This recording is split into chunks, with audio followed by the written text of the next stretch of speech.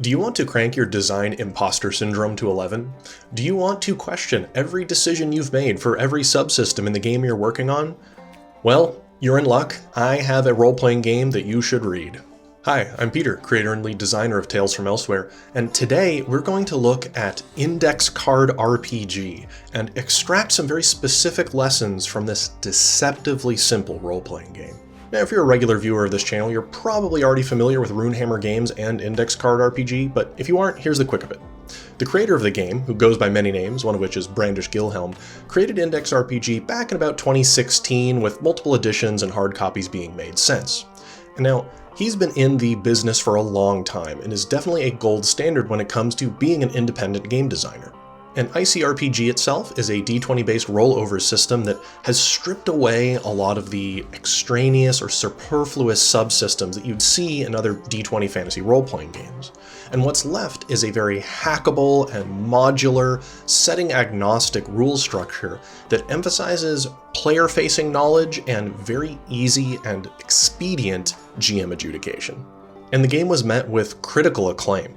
And we could spend a lot of time deep diving all the different smart things that go into this game, all the elegant solutions and approaches to presenting the rules, let alone the rules themselves, but that would take an hour-long video in and of itself, and we're here to just extract something a little bit more specific.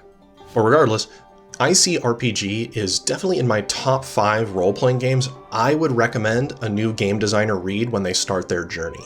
And next week, I'll be releasing a video going into what those 5 RPGs are. So if you'd like to be notified when that happens, definitely hit the subscribe button and turn on the bell notification, because we'll be going over other recommended role-playing games for your reading list next week.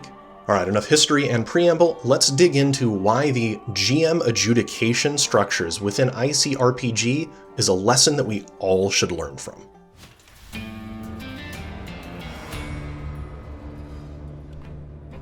When a GM is building a scene in ICRPG, they choose a target. This is a number between 10 and usually 18, and is the number that all the players need to meet or beat with their skill checks to succeed at any given task. Want to swing across the chasm? Hit that target. Want to punch a goblin in the face? Hit that target. Want to disarm the trap? Hit that target. All of these are conceptualized using that same player-facing number that the GM writes on a postcard and maybe puts it in the middle of the table. And because that number is public knowledge, it faces the players, they can threat assess, strategize, coordinate, and talk amongst themselves when facing any challenge. They don't necessarily need to check with the GM to know how hard it would be to accomplish anything within that scene. It's known to them by default. That way, they can choose how many resources, consumables, or abilities to use to try to make it easier or harder on themselves. And if the players do have a way to make it easier, the rules say just -3 from the target. If the GM wants something to be harder, like what the players are describing as very brash or strange, then it just says add 3 to the target.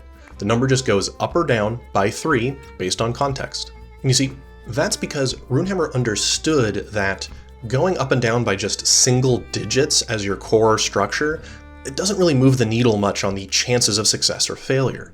By tying it to a 15% jump up and down, that guarantees that the change is substantive or material to the success rates of the players. The guidance goes further in the rules. Well, in the GM section, it says there's basically just 4 targets you'd use in 99% of your sessions of ICRPG. You'd use 10 for very beginner-friendly, easy scenes. You'd use 12 most of the time. This is your average. You're going to use it all the time and probably stick with it when in doubt. Then there's 15 for challenging content, where you want the players to have to be more judicious and plan more with their actions. And 18. Very difficult, truly challenging content that the players will need to really come together to even have a chance of surviving. So for example, if the scene is a 12 target and the players do something to make it easier on themselves, like using a tool or working together, then the target number they need to hit is a 9. If something needs to be a little harder, maybe the boss goblin wanders into the room, then that would be 3 higher out of 15. And you'll notice that these changes from easy and hard mirror almost exactly the jumps that the GM section recommends for your target numbers in the first place. Well, smart thinking. Similarly, the way you can build your own monsters in ICRPG is very modular and simple. You just pick a number of hearts, which is its hit point equivalent, and then you just pick a bonus from +1 to +6, and that's how much that monster rolls for anything it needs to do. Slap a few abilities or traits on it, and bing bang boom, you've got yourself a monster. So regardless if the monster is slashing at a player with claws, or picking them up or throwing them, or trying to swallow them in their giant mouth, what they'd roll to that skill check is always the same. If you picked +4, then it rolls +4 to do that, +4 to do anything else you can imagine. Very, very simple. No complex stat blocks needed. Now, most role-playing games actually do function like ICRPG under the hood. The math will suss out to be roughly the same across the different breakpoints and levels, but what ICRPG does is surface that directly to the GM and the players, letting them see exactly what that calculation is and how it is adjudicated. And that transparency empowers the players and the GMs to really make choices in the world and move forward with the story without having to consult a large volume of exceptions and special rules. It's given you a scaffolding to build anything you need moment to moment with easy adjudication. Let's compare some of this structure to how D&D 2024 surfaces their DCs, which are their target numbers, and see if they match up to ICRPG's ideology. On page 11 of the PHB, it says that the target numbers, your DCs, are going to be anywhere from 5 to 30, going up in increments of 5. So a very easy check is a DC 5, and a nearly impossible one would be DC 30. On page 27 of the DMG, it recommends to just always go with a 10, a 15, or a 20. A 10 for pretty easy skill rolls, a 15 for ones that are a little bit more challenging, and a 20 for hard rolls. And as a DM, it just basically says, when in doubt, go with one of these three, and you're off to the races. And the stats of monsters in D&D kind of follow this same structure roughly, with some variance up and down. Easier monsters tend to have between 9 and 13 AC, while a little bit tougher ones will be like 14 to 16 maybe, and then harder ones start to approach 20 or higher. But there's a lot of nuance and exceptions and outliers within that spread within the monster manual itself.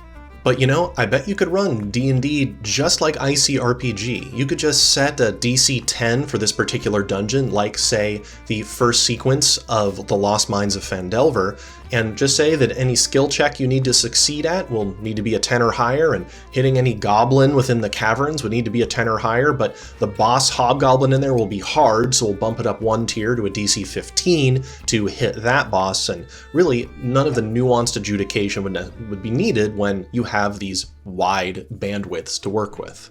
And really, I think that would be a totally legit way to run D&D, and I imagine a lot of DMs out there actually use a structure kind of like that to quickly adjudicate how hard things would be. But I also think that ICRPG is showing us just how smooth the gameplay experience can be when you have intentional TNs or DCs set up in your game as the default and to make them player-facing. And I honestly wish this game existed over 10 years ago when I started dabbling in game design myself, because it would have shortcutted me, helped me along so much faster to get to some of the design places I am now, having gone through it the hard way. Now, I'd like to walk you through my thinking for my application of the ICRPG structure of the target. Because in Tales from Elsewhere, we have something called a rank. And let me unpack what this is. So in TFE, how hard it is to scale a wall or swim across a river, or how deadly a monster is, or how badly injured you'll become if you get shot by that revolver, and how good you are at landing those shots in the first place with your revolver. All of this is conceptualized by a rank. Ranks are a series of hierarchical terms that have connected to them 3 data points. It has a bonus, which is how much you'd add to a skill test when it's representing how good you are at something. There's a difficulty, which is the target number you need to meet or beat when trying to overcome it when it represents an obstacle. And a number of injury dice, which is how deadly that character is when inflicting injuries on others. And like in index card RPG, you're not doing little -1s and +1s in TFE. Instead, you simply change the rank when you need to represent something getting easier or harder or more skilled. And that changes the 3 associated numbers along with it. So if you have a scene where things are mostly novice rank, but you want a particular hazard to be more dangerous, you can just increase the rank from novice to adept. Now the bonus it adds to any skill test or the difficulty to overcome it by the players all goes up accordingly. And this structure is player-facing and ubiquitous. So, for example, if the players work together to accomplish something, it would make it easier, reducing the rank by 1. If the players have a really useful tool, the right tool for the job, like a crowbar to pry open a door, then it would reduce the rank of prying open that door by 1, say from Master to Adept. And that transparency and ubiquity of this process empowers the players to use their consumables and tools and coordination to overcome these transparent obstacles. Because this game is horror, you're often going to be presenting the players with very tough odds, with things that would be tough for them to do on their own, and this all incentivizes them to work together to overcome it.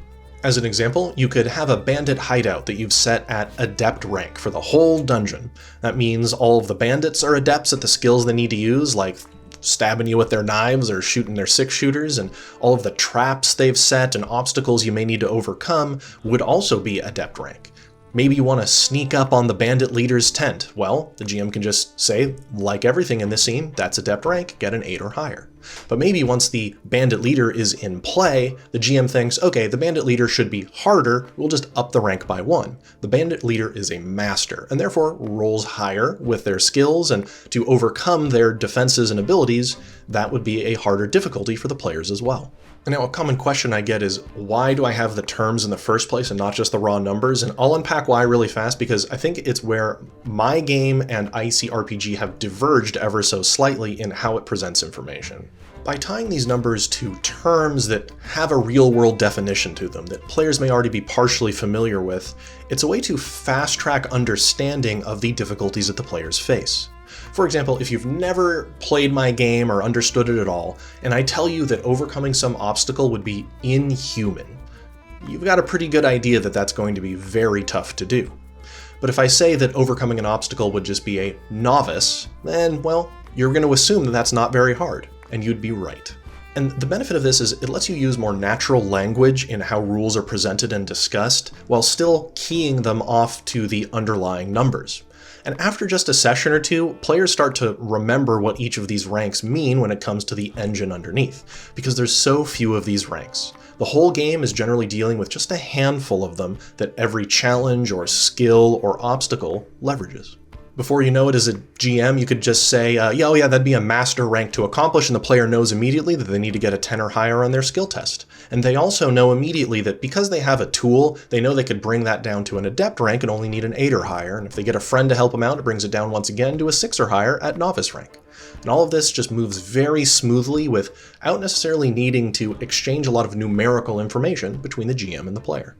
Of course, the GM could also just say the difficulty itself, the target number the player needs to hit, but I'm all for trying to engender a language of play within a role-playing game, sort of trying to teach the players to communicate and discuss it in a way that the designer has intended. And that's why that there are these names associated with them, and why most of the rules present the term itself for the rank, not the underlying numbers.